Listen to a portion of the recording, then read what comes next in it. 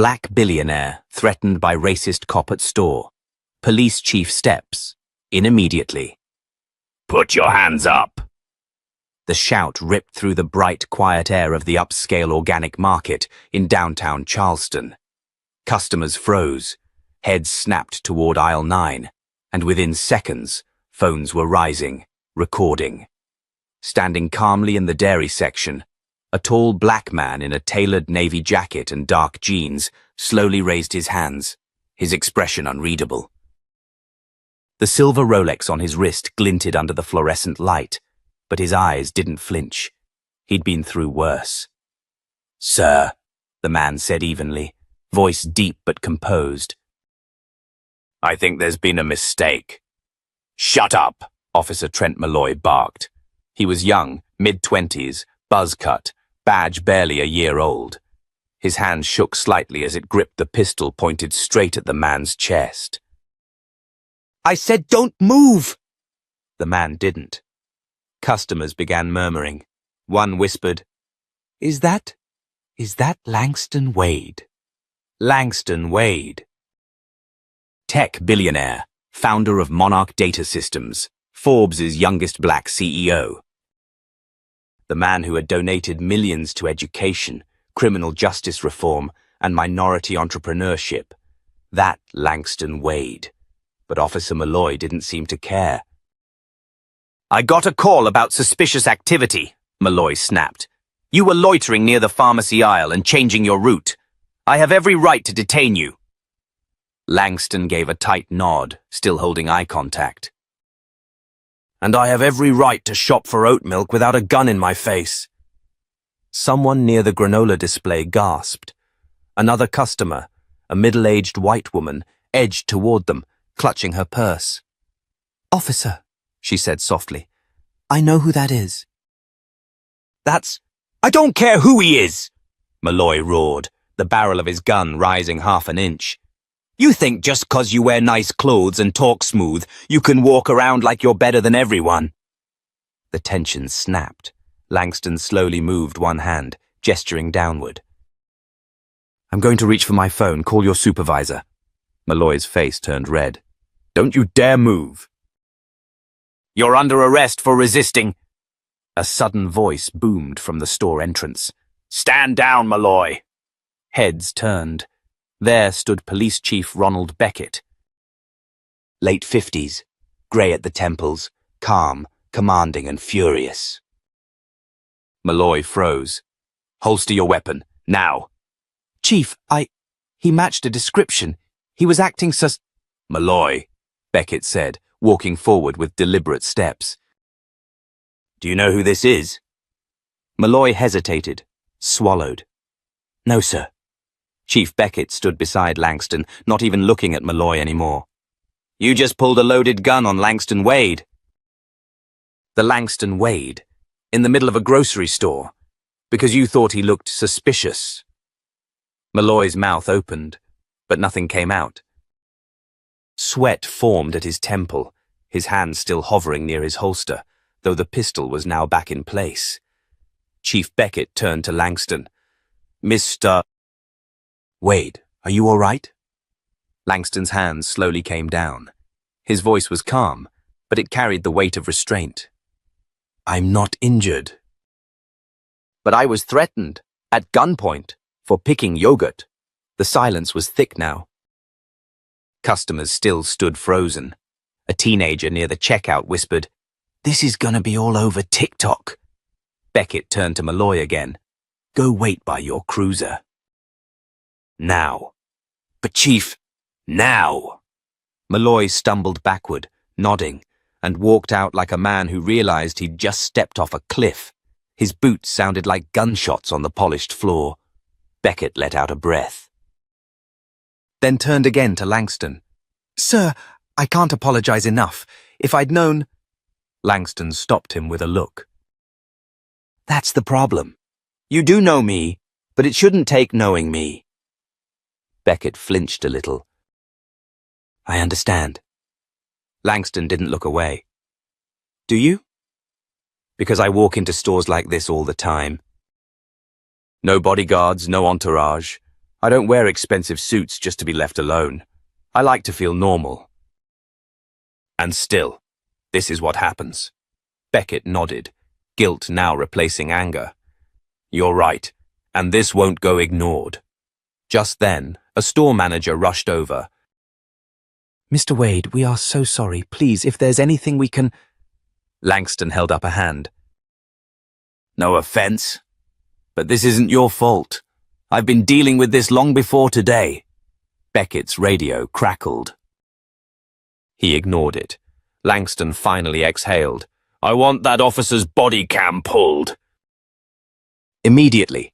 I want the footage secured before it disappears. It already is, Beckett said. We're going to review it. Thoroughly. Langston's eyes narrowed. You understand this isn't just about me. It's about how many others don't get to call the chief when they're threatened. They don't have the luxury of a name that buys them attention. I do, Beckett said, and I'm not going to hide from this. Langston checked his watch. I have a meeting in 20 minutes with the mayor. I didn't plan to walk in with a story like this, but maybe it's exactly the time to bring it up. Beckett's jaw tightened. Do what you need to do. Langston looked around the store one last time. Some customers tried to smile. Others looked away. A little girl near the juice section waved timidly. Langston offered her a nod and a small smile. Then he turned and walked out, calm, tall, and controlled. But under it all, burning. And behind him, Chief Beckett stood motionless, watching. Thinking, recalculating everything, because he knew this wouldn't go away. And deep down, he didn't want it to. Outside, Langston Wade climbed into the back seat of a sleek black Lincoln Navigator parked near the entrance. His driver, Marcus, discreet, ex-military, and calm under pressure, closed the door behind him without a word. But his jaw was tight. He'd watched the whole thing unfold through the tinted windows. You good, boss? Marcus asked, pulling out slowly. Langston didn't answer right away. He loosened his collar, then looked at himself in the mirror, trying to see what Malloy had seen. A middle-aged black man in a clean shirt and slacks pushing a cart, minding his own business. He exhaled through his nose. I'm fine, he finally said. But Maywood's not. Marcus frowned. You want me to make a call? Langston's voice was steel. I already did. Chief Beckett was on scene. He handled it. You trust him? I trust that he wants to keep his department out of the headlines. For now, that's enough. Marcus turned the wheel, merging onto Main Street. Still headed to City Hall? He asked. Langston nodded. And I want every second of that body cam footage downloaded to our legal team. Also, reach out to Rev. Booker. I want this on his radar. Marcus raised an eyebrow. You about to go public? Langston didn't answer right away. His mind was moving faster than his voice. That moment in the store had done more than just piss him off. It had reminded him exactly why he came back to Maywood after all these years. It wasn't just to invest. It wasn't just to build. It was to fix. I'm not going public, Langston finally said. Not yet. Marcus shot him a sideways look in the rear view. You're playing the long game. Langston stared out the window at the small town streets rolling past. Quiet neighborhoods, old storefronts, people who looked just like him, but didn't have the shield of a billion-dollar name to protect them. I'm making sure this doesn't just get handled, Langston said. I'm making sure it gets remembered. At that moment, his phone buzzed. It was a text from Chief Beckett.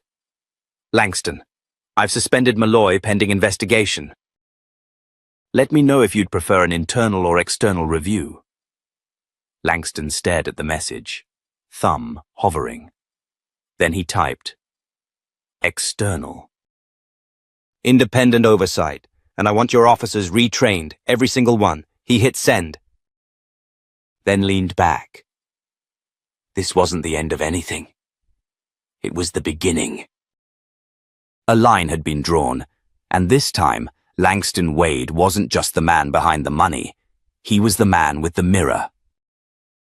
And every broken piece of the system was about to see itself, clearly, for the first time in a very long time. The next morning, the hum of tension still lingered over Maywood, like a fog that refused to lift. Inside a corner booth of the local diner, Maple, Maine, Chief Henry Beckett sat nursing a black coffee that had long gone cold. The laminated menu sat untouched in front of him, though he'd been there nearly 30 minutes. He wasn't waiting for food. He was waiting for a man whose name now carried more weight than most elected officials in the county. Langston Wade arrived 10 minutes later, stepping through the front door with the same measured confidence that had made him both feared and respected on Wall Street. He wore a tailored navy suit, crisp and understated, no tie. No entourage, just presence. Heads turned. A waitress dropped her pen. The booth by the window went silent. Beckett stood up halfway as Langston approached. "Appreciate you coming." Langston slid into the booth across from him, his eyes sharp but unreadable. "I figured you'd want to talk before I did." Beckett gave a tight nod. "It shouldn't have happened." "I'm not here to defend it." Langston leaned back, one arm stretched across the booth, calm as ever. "Then tell me why it did." Beckett exhaled. "Officer Malloy is young." "Too young for solo patrol, if I'm being honest. Transferred from a town with a different culture. We were short on staff.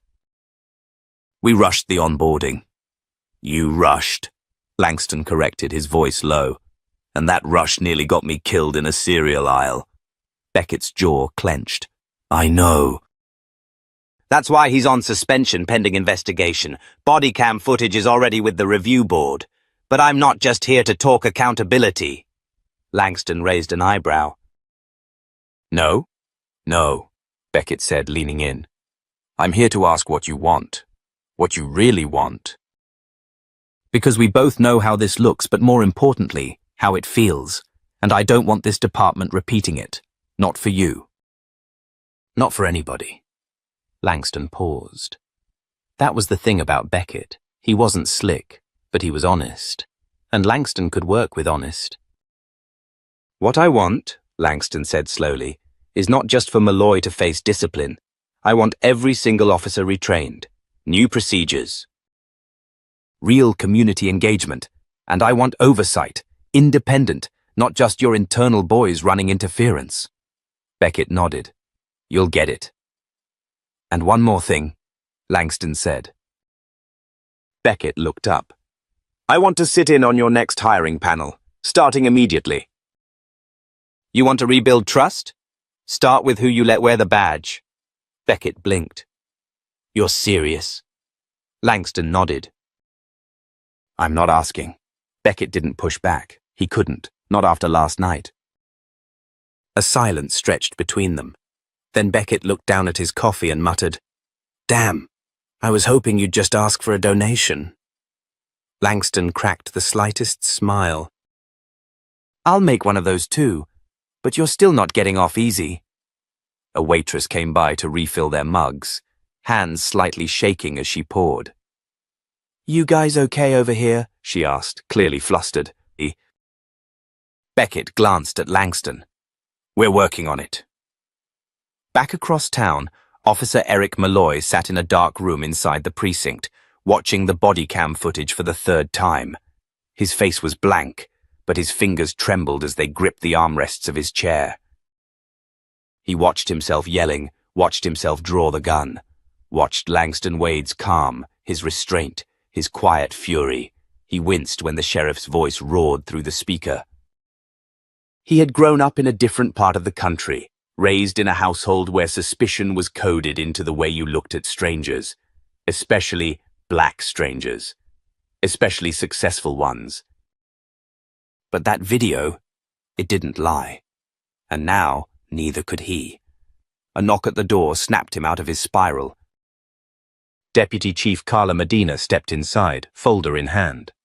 "Review board meets Friday," she said. "You'll get to speak." "But you should know, Wade's pushing for reform." Malloy swallowed hard. "He's not pressing charges?" "Not yet," Medina said. "But he doesn't have to." "His presence alone is louder than most press releases." She started to leave, then paused. "You know what hurts more than losing your job, Malloy?" He looked up, hollow. "Realizing the guy you profiled could have had you removed from the force with a phone call months ago, but chose not to." Malloy didn't respond. What could he say? That night, Langston returned to his home on the outskirts of town, a sleek, modern structure set back in the hills, overlooking the lights of Maywood. His wife, Simone, met him at the door, her face tight with concern. "You okay?" she asked, taking his coat. He kissed her cheek. "Better than I expected to be." She handed him a glass of wine. "There's a lot of talk online. People are guessing who you are, what happened." "Should we say something?" Langston shook his head. "Not yet. Let them wonder." "Why not set the record straight?" "Because right now," he said, staring out at the town below, "the people who need to be nervous aren't us." And silence, when you know the truth, can be more powerful than a headline. Simone wrapped her arm around his waist. "You planning something?" Langston looked down at her, the corner of his mouth lifting. "I'm not just planning. I'm building." And in the quiet that followed, Maywood began to shift. It didn't know it yet, but the reckoning had already started. 3 days after the supermarket incident, Langston Wade sat quietly in the back of a community town hall, meeting hosted at the Maywood Civic Center. The fluorescent lights buzzed softly above, and the folding chairs creaked under the shifting weight of citizens young and old, black and white, all drawn by a single word scrawled across the flyer taped to every shop window: accountability. Mayor Regina Dalton stood at the podium, attempting her best to maintain order. Her voice was steady, but clearly strained. "I know emotions are high, but I want to remind everyone, this forum is meant for dialogue, civil, honest, and respectful." A woman near the front stood abruptly, her tone sharp. "Respectful? How do you expect us to be respectful when our neighbors are getting guns pulled on them in broad daylight? What if that man in the store hadn't been calm? What if that officer had fired?" A low murmur of agreement echoed around the room. Langston didn't move. He watched. Listened. Across the room, Police Chief Henry Beckett sat stone-faced, flanked by Deputy Chief Medina and Officer Ron Talbot, the department's public liaison. Officer Eric Malloy was nowhere in sight. An older man stood next. His hands shook as he gripped the mic. "I've lived here since '72. I remember the protests, the curfews, the dogs. I thought we were past this. I really did. Now my grandson's asking me if he should run when he sees a cop." "What am I supposed to tell him?" Chief Beckett cleared his throat, slowly rising to speak. "First of all, to everyone in this room and everyone watching online, what happened last week should never have happened. Period. There is no policy, no protocol, no excuse that justifies what Mr. Wade experienced." A few skeptical heads turned, arms crossed. "I've initiated internal reforms. We've suspended Officer Malloy pending disciplinary review. We're bringing in third-party training teams and opening an advisory committee to include citizens in oversight." "And who picked the citizens?" someone shouted. "You?" "No," a voice said from the back. Langston stood, stepping forward slowly, every eye turning toward him like a tide shifting directions. "I did." Gasps. Whispered recognition. Langston Wade was no longer a rumor. He was here, flesh and blood, and he was taking control of the room like he'd taken boardrooms for the last 2 decades. I'm Langston Wade, the man who was held at gunpoint for shopping while black, and I'm not just here to relive what happened. I'm here to talk about what comes next. Beckett gestured for Langston to take the mic. No one objected. I didn't grow up wealthy. I built what I have. And I came back to Maywood because I believe in investing where your roots are. But what happened last week reminded me that no amount of success protects you from the weight of someone else's bias. He paused, letting the silence soak the air. I could have gone public. Could have dragged this department through headlines. But instead, I met with Chief Beckett. I asked for access to the system, not because I trust it blindly, but because I want to help fix it. You really think you can fix it? Someone called from the back, a man in a flannel jacket and ball cap. It's broken from the inside out. Langston nodded. Maybe, but we don't fix broken things by walking away. We fix them by holding people accountable, top to bottom. That's why starting next month, I'll be sitting on the department's recruitment panel. I'll also be funding a civilian review board, independent, with legal teeth, and I'll be sponsoring scholarships for local youth to pursue careers in criminal justice. We need to raise up a new generation that sees the badge as a duty, not a shield. Applause began, soft, then swelling. Langston scanned the room. Some of you might wonder why I didn't just sue. Why I didn't rage. The truth is, I don't want to be famous for surviving a racist encounter. I want to be known for making sure the next man doesn't have to. Mayor Dalton stepped forward, voice cracking slightly as she said, Mr. Wade, on behalf of this city, thank you for your grace, for your leadership. Later that night, in a modest apartment just blocks from the police precinct, Eric Malloy watched the town hall broadcast replay on his laptop. Alone. He didn't look angry. He looked hollow. He rewound the moment Langston said the words, held at gunpoint for shopping while black. He watched the crowd's reaction, the sympathy, the disbelief. And he whispered under his breath, I didn't mean for it to go that far. But meaning didn't matter anymore, because now it was far, and it was public. Back at Langston's home, Simone met him at the door, eyes filled with pride. You were brilliant, he exhaled slowly. I wasn't trying to be. You were honest, she said, handing him a glass of water. That's rarer. Langston sipped, then walked to the window, gazing out at Maywood. You think they'll listen? They already are. He nodded, but inside, he knew this was just the first wave. Change wasn't a speech.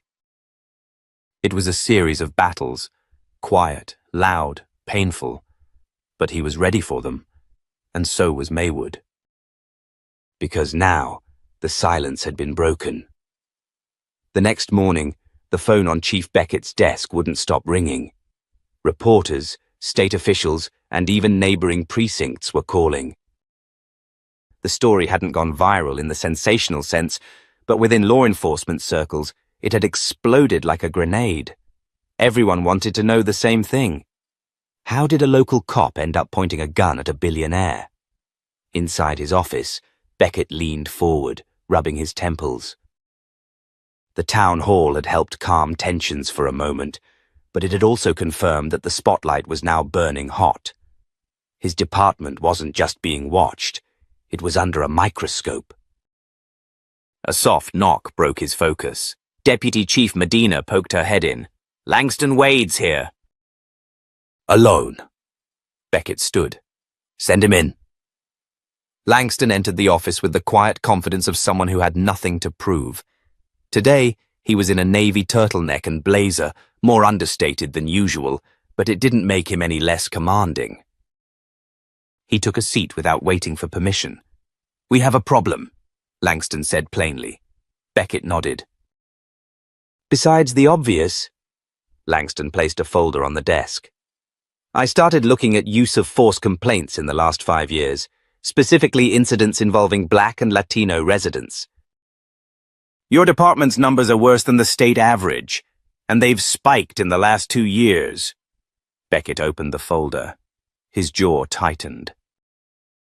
These aren't just statistics, Langston continued. These are patterns. Officer Malloy isn't an outlier. He's a symptom. Beckett leaned back. You think I don't know that? Langston's eyes narrowed. Then why haven't you done anything? I've tried. Quietly. But it's like pulling weeds from concrete. The union fights every reform. Some council members think any discipline makes us look weak, and half my department was trained by people who think body cams are optional. Langston paused. So fire them. Beckett laughed bitterly. It's not that simple. It can be. The two men stared at each other. Beckett saw something in Langston's eyes that unsettled him. It wasn't ego, it wasn't threat, it was certainty. You came back to Maywood for more than business, Beckett said slowly. What is it? Langston leaned forward. I came back to see if I could build something that outlives me. Real accountability. Real systems. I've already been approached by the mayor about a civilian oversight position. But if I take it, I'm not just going to be a name on paper. I'm going to change how this place works. Beckett exhaled. And if that means burning it down? Langston didn't blink. Then maybe it needs to be burned down. A long silence passed. Finally, Beckett asked, What do you want from me right now? I want your support when I propose mandatory review panels for all officers with repeat complaints. I want direct access to your training curriculum. And I want Officer Malloy's internal affairs file, unredacted. Beckett hesitated. Some of that's protected. I know. That's why I brought this. Langston slid another document across the desk. A letter from the governor's office. It gave Langston temporary authority as a state liaison on policing reforms under the Community Trust Initiative. A little-known pilot program with teeth. Beckett read the letter. His hands were steady, but his lips were tight. You already had this in motion. Langston nodded. The second Malloy pulled that gun, I knew what I was going to do. I just didn't know how hard you'd fight me. Beckett closed the folder. I won't stop you. But I won't shield you either. Some of these guys, they won't take kindly to being watched by a civilian billionaire. Langston stood. Then they probably shouldn't be cops. That night, as the sun sank behind the tree-lined streets of Maywood, a different kind of conversation was unfolding across the city. At Murphy's bar, where off-duty officers usually gathered, things were tense. Word had spread fast that Langston Wade was now officially inside the system, and it was making a lot of people nervous. Officer Ron Talbot took a long sip of his beer. You hear what Beckett agreed to, letting that guy dig through our training manuals? Another officer scoffed. Man, we're being babysat now. Worse, someone muttered. We're being hunted. Ron glanced at them, then looked down at his drink. He's not wrong, though. The others turned to him. Malloy messed up. Real bad. If that had been anyone else, that man might be dead, and we'd all be carrying the weight. A beat of silence. You think Wade's doing this for justice? One officer sneered. Or payback? I don't care, Ron said. Maybe both. But either way, we brought this on ourselves. Across town, in a quiet diner near the highway, Officer Malloy sat in a corner booth, staring into a cup of coffee gone cold. His phone buzzed with texts he didn't open. He scrolled through an article on his screen, one headline catching his eye. Wealth, Power, and Principle. Who is Langston Wade? He didn't read it. He already knew the answer. Langston Wade wasn't just a man with money. He was a man with motive, power, and now, position. And he wasn't coming for revenge. He was coming for change. And that, Malloy realized, might be even worse. Langston Wade had never cared for theatrics, but the moment he stepped into the Maywood Police Department's training room, the silence was so thick it felt like the air itself was waiting. Officers sat rigidly at their desks, most avoiding his eyes, others watching him like he was a storm that had entered the room in human form. He walked slowly to the front, not dressed like a billionaire, not in a tailored suit or designer shoes, but in black jeans, a grey Henley shirt, and a worn leather jacket. Still, nothing about him looked small. His presence demanded attention. Chief Beckett stood at the back of the room, arms folded. He didn't speak. This was Langston's show now. "I won't waste your time," Langston began. His voice was calm, even, but carried through the room like a steel wire being pulled taut. "I'm not here to scold or play politics. I'm here because a man nearly died in a supermarket for buying oat milk and being black." A rustle moved through the room like dry leaves in wind. A few officers stiffened. A few dropped their gaze. "I've reviewed over 70 case reports from this department in the last month. Some are fine, others are not, and a few are disturbing." He tapped a stack of printed documents beside him on the podium. "There are patterns here, patterns of vague stops, suspicion based on behavioral cues that almost always point to someone who looks like me.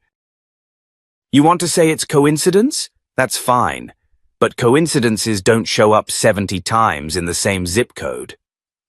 Officer Darnell Price, a wiry man in his 30s, raised his hand. Langston nodded. "Go ahead." "What gives you the right to be here?" Price asked. "No disrespect, sir, but this isn't Wall Street. This is policing. We bleed out there. We deal with things most people can't even imagine." Langston walked toward him slowly, stopping just short of the front row. "I respect that, truly," he said. "I have friends who served overseas, lost parts of themselves. I know what pressure looks like. But let me ask you something. Does that pressure give you permission to profile someone because of how they walk or what they're wearing?" Price shifted in his seat. "Let me rephrase," Langston said. "Do you believe your gut instinct should outweigh someone's rights?" "I believe we have instincts for a reason," Price answered, less confidently now. Langston smiled slightly. "Then those instincts better be trained. And if they're infected by bias, they need to be broken." Another officer, Maguire, muttered something under his breath. Langston turned. "Want to say that louder?" Maguire cleared his throat. "Just saying. Some of us feel like we're being judged for one guy's mistake." Langston's expression hardened. "That mistake was a gun pointed at my chest," he said. "And let's be honest. If I didn't have friends in high places, if I didn't have the power to call the chief directly, I might not be here. I might be another headline.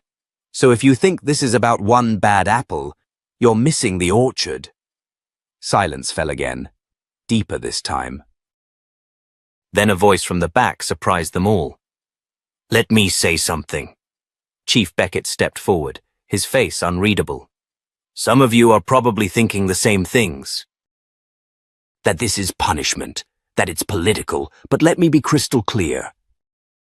I invited Langston into this building. I asked for this audit, because I'm tired of the quiet rot. I'm tired of pretending that our community trusts us when they don't. And I'm tired of watching my officers fail, because they were never taught the difference between instinct and prejudice." He looked at Maguire, then at Price, then at the rest of them. "If you want to wear this badge, then you'd better start earning it every single day. And that starts by learning to listen." Langston took a breath.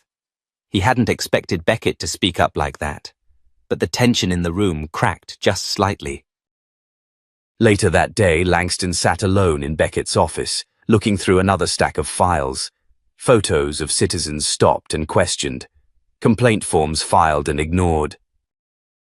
One caught his eye. A young boy, 14, stopped on the way to his grandmother's house because he was looking into car windows. Langston closed the file and leaned back. "This isn't just about training," he said aloud. Beckett, sitting across from him, nodded. "No, it's about culture. Then we need to shift it." "I agree, but be prepared. Some of them won't come along quietly." Langston looked up. "They don't have to. They just need to follow." That night, Langston sat in his hotel room with the city lights casting long shadows against the wall. His phone buzzed. A message from Jamal, one of the local teens he'd met during community outreach last month. "Mr. Wade, I saw what you said on the news. My uncle got stopped by Malloy once, for nothing. Thanks for doing what you're doing." Langston stared at the screen, then typed back. "Thanks for watching. You stay safe. And don't stop speaking up." He put the phone down and looked at his reflection in the window. The same face Officer Malloy had once seen as a threat. Now the whole department had to face it. Because justice, he knew, didn't start in courtrooms. It started in rooms like the one he stood in today. Rooms where silence used to mean survival. Now, it would mean complicity. And he wouldn't allow that anymore. The review board sat in a room that smelled of old paper, tension, and institutional fear. Langston Wade stood at the front with the quiet command of a man who'd been through fire before and came out forged. But this time wasn't about surviving. It was about dismantling. The hearing wasn't public, but it wasn't private either. Representatives from Internal Affairs, a member of the City Council, a community observer, and Chief Beckett were all present. Officer Malloy sat across from Langston, his eyes darting from face to face. Gone was the cocky stance from aisle 7. He looked smaller in this space. Langston laid down a black folder on the table. "This is the complaint file submitted not only by me, but supported by 4 additional witnesses who were in that aisle. You'll find descriptions, timestamps, a transcription of his threats, and thanks to the store's excellent surveillance system, a video." The panel didn't interrupt. They were already watching the screen set up at the side of the room. The footage played silently. Malloy's approach, his gun drawn too early, the tension in David's body. Langston's calm voice, the moment the phone call happened. And the visible fear in Malloy's face when the name Chief Beckett left Langston's lips. The video ended. Still no one spoke. Langston let the silence sit. Then he said, "This isn't about me being a billionaire. This isn't about prestige. It's about a man who thinks his badge gives him permission to enforce his assumptions instead of the law. I wasn't treated like a citizen. I wasn't treated like a man. I was treated like a threat because I didn't match the image in his head of who belongs where." Officer Malloy cleared his throat.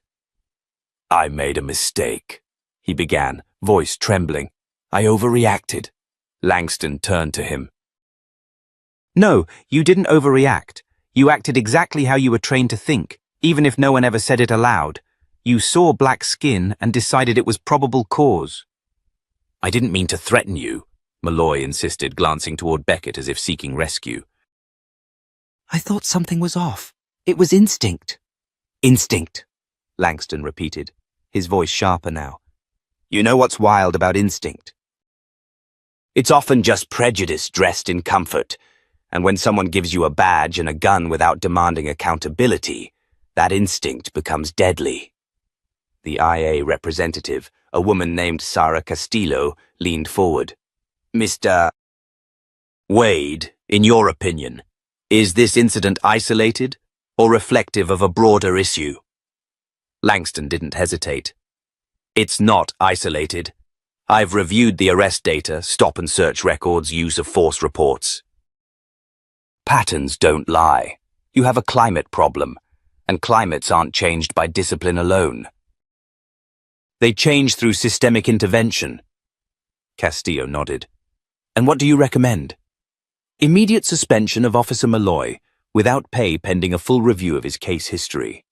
Mandatory retraining for all officers in bias recognition and de-escalation. A citizen advisory board with real teeth, and oversight over how officers are evaluated.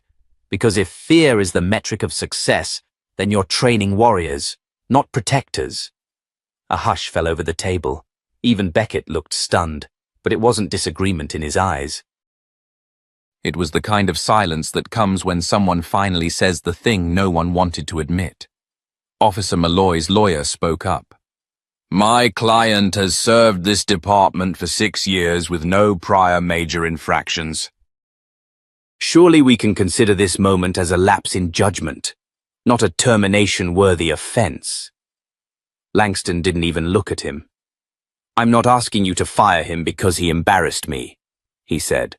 I'm asking you to fire him because next time he won't pull a gun on someone with a direct line to the chief. He'll pull it on a high school kid reaching for his wallet. Beckett's jaw clenched. We'll recess for deliberation, he said. As the room emptied, Beckett approached Langston near the door. You know you just shook every wall in this building, right? He asked. I didn't come to make friends, Langston replied. I came to make a crack in the ceiling. And if the ceiling doesn't crack? Langston's eyes were steady. Then we break the whole roof. Back in the hallway, community observer Tanya Green approached him. She'd been quiet all morning, scribbling notes. You think any of this will change things? She asked. Langston looked at her. I don't know, but if nothing else, today they were forced to listen. And that's more than we had yesterday. She nodded, then added softly, Thank you. Langston didn't respond. He just turned and walked down the corridor, away from the echo of institutional denial toward the next battle. Because accountability isn't a speech. It's action. And today, action had finally entered the building. Langston stood alone at the edge of the precinct's rooftop, looking out over Mayfield, just as the sun dipped low across the town skyline. The view was quiet, peaceful, almost deceptive. From up here, it didn't look like a town on the verge of reckoning. Behind him, the review board was finalizing its report. But Langston knew the real work wouldn't be in that room. It would be in what came next. His phone buzzed in his pocket. It was a message from Tanya Green. The board just voted. Unanimous. Termination upheld. Policy review incoming. You did it. Langston didn't smile. Not yet. It wasn't victory. It was a turn. Footsteps echoed behind him. Chief Beckett joined him on the ledge, holding 2 paper cups of coffee. He offered one without saying anything. Langston accepted. You always bring peace offerings in weak coffee? Beckett exhaled through his nose. It's either that or whiskey. Figured you'd be staying sharp. Langston took a sip. I'd rather have the whiskey. They stood in silence for a moment. You made a lot of people uncomfortable in there, Beckett said. Good. Comfort is the enemy of accountability. You know there's going to be backlash, Beckett continued. Not just from officers, from unions, from old money. From people who think this kind of reform is overreach. Langston turned to him, eyes cool. Then let them push back. I'm not here to please anyone. I'm here to fix what your department spent years pretending wasn't broken. You're right, Beckett admitted. But you also need to know what kind of war you just started. Langston stepped closer. This isn't war. This is surgery. What I'm cutting out is rot. Beckett nodded slowly. So what now? Now? Langston said, finishing the coffee. Now we do what they didn't expect. We keep going. That night, Langston sat at his apartment desk and opened the file marked Mayfield PD Audit Phase 2. Inside were names. Incidents, complaints that had been quietly shelved, footage that was never filed. Stories from residents who had been ignored for years. He called Tanya. "Let's bring them in." "You mean the civilian testimonies?" "All of them.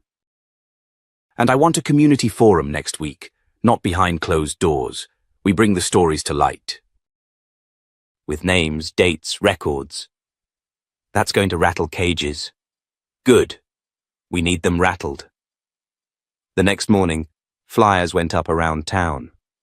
Community Truth Forum, where you stopped, searched, or silenced. Come speak.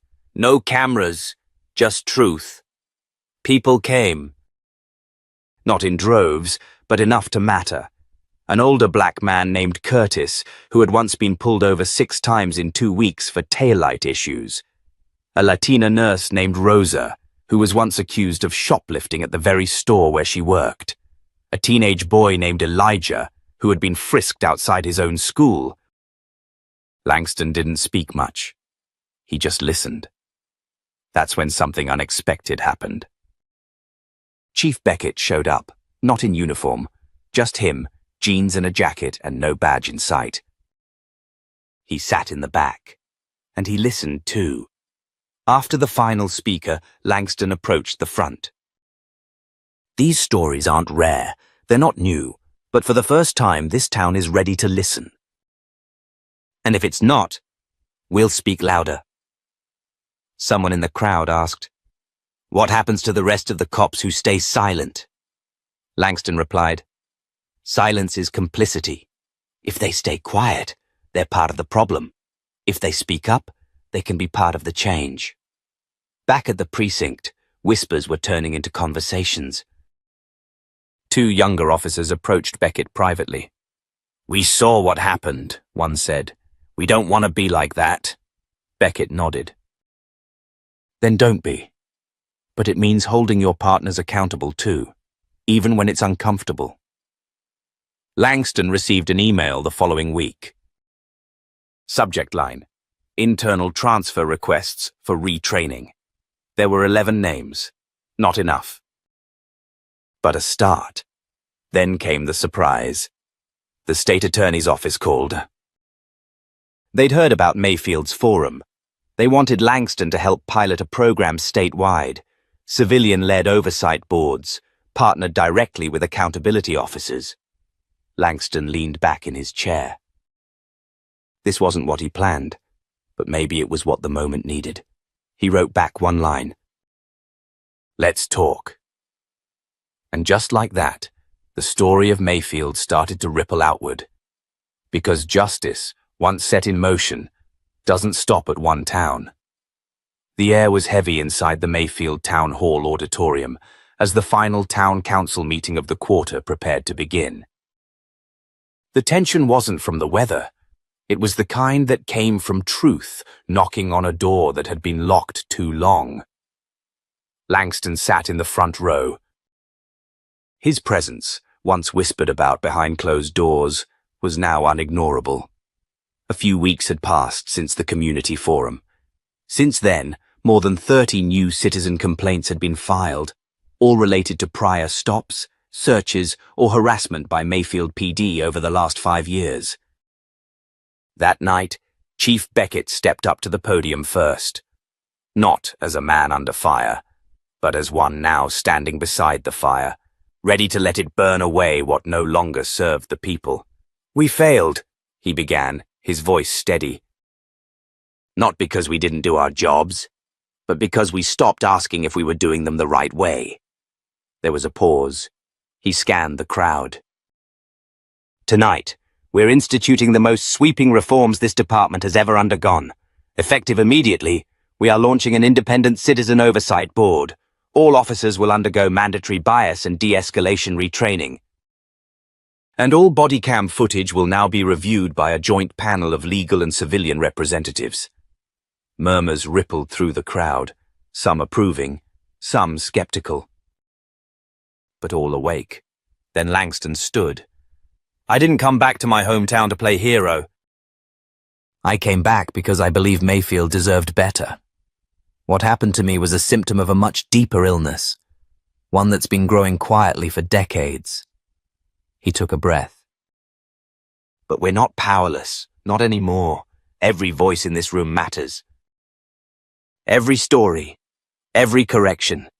And the only way we make this real, lasting, is if we stay loud even when it gets quiet again. A hand went up in the back. It was Elijah, the teenager who'd spoken at the forum. What happens when the spotlight fades, when this isn't trending anymore? Langston didn't hesitate. Then we become the light ourselves. We keep shining. We keep showing up. The room didn't erupt. It leaned in. That mattered more. After the meeting, Beckett approached Langston outside under the soft glow of the building's exterior lamps. "You ever think about making this permanent?" the chief asked. "Staying on, leading the board? Making Mayfield your full-time mission?" Langston looked down the street toward the small grocery store, the same one where it all began. "I didn't choose that aisle, Beckett," he said quietly. "But maybe it chose me." Beckett nodded slowly. "Think about it. This town could use a little more uncomfortable truth." Langston smirked. "It's not about making them uncomfortable anymore. It's about making them care." That weekend, a local paper ran a front-page piece. From suspect to standard bearer, how Langston Wade changed Mayfield. It wasn't flashy. Just a photo of Langston seated beside Rosa, Curtis, and Elijah. No suits, no titles, just people who'd refused to stay silent. Online, the comments varied. Some angry, some hopeful. Some cynical, but one stood out. "This isn't a black story. This is an American one." Justice doesn't whisper anymore. Weeks passed. Jenkins' name faded from the headlines but stayed embedded in training modules used statewide. His badge remained revoked. And while he'd never face prison, his story became a warning across police academies nationwide. Langston, meanwhile, took Beckett up on his offer, not to lead the oversight board, but to advise it. Quietly, relentlessly, as only someone who knew the weight of both justice and humiliation could. At the close of the quarter, a new recruit asked during orientation, "Why did he come back?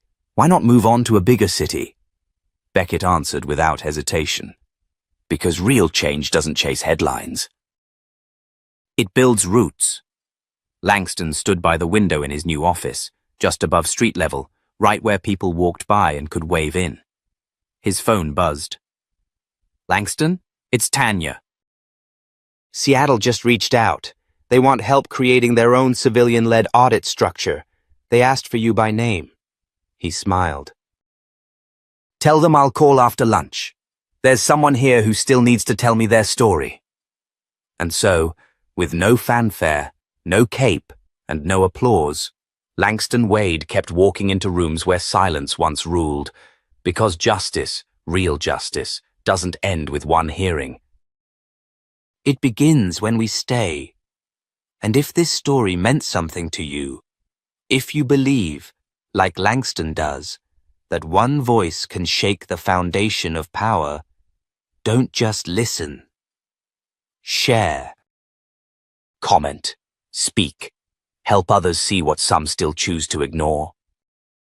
Justice doesn't wait. Neither should we. If you felt the truth in this story, support this channel. Because stories like this deserve to be told, loud, proud, and never forgotten.